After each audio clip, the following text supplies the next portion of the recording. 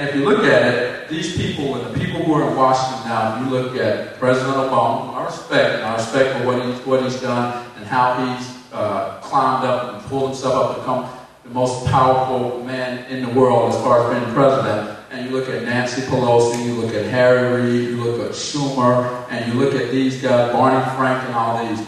These guys, I call them the faculty lounge mafia.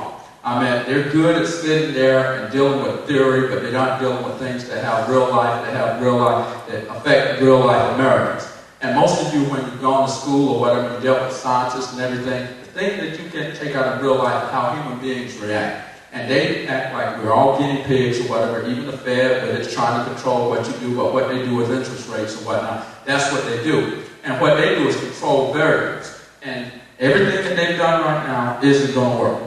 And it wasn't going to work back then. I know a couple in the audience we had touched, I said, the problem with Obama is, when he was running is that he's a socialist. It doesn't matter who his pastor was. It doesn't matter who he was sitting on the board with. It doesn't matter that his middle name's Hussein. They have a fundamental different view of their vision of America and what my vision of America is, and I know a lot of your vision of America is. And people aren't going to wait down. How many people you know who are waiting around saying, well, the stimulus happened, and 5 or 6 months if I can hold on, the stimulus is going to happen. It ain't no white knight going to be riding up the stage. It's certainly going to be the stimulus package or whatever.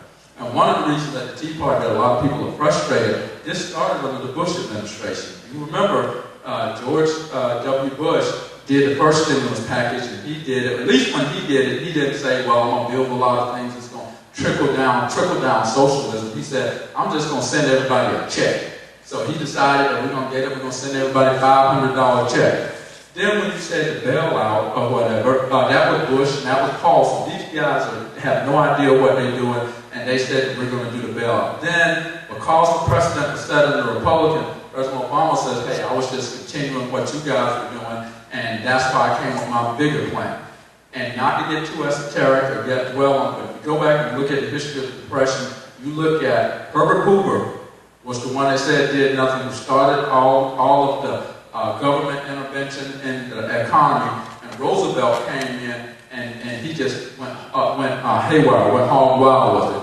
And so basically, George W. Bush was Herbert Hoover to Obama being Franklin D. Roosevelt. And it's repeating it. If anybody looks at history, they know this is not going to work. Even World War II didn't bring us out of the Depression and the economic thing, because you know what's going to happen is they're going to go and they're going to put money, and they're going to have to tax you to get that money, and there's no way you can spend your way out of a recession. You have to you have to take your medicine, and it'll be hard on some people or whatever, but I'm going to demonstrate a little bit how this is insidious and how it impacts your kids and the things you do and how they ruin lives by how they have this economic policy and think that all of you are stupid, that all of you are stupid. But in the short term, they think that we'll give you this, and that's going to help us get elected, and that's what we have to get away and get around.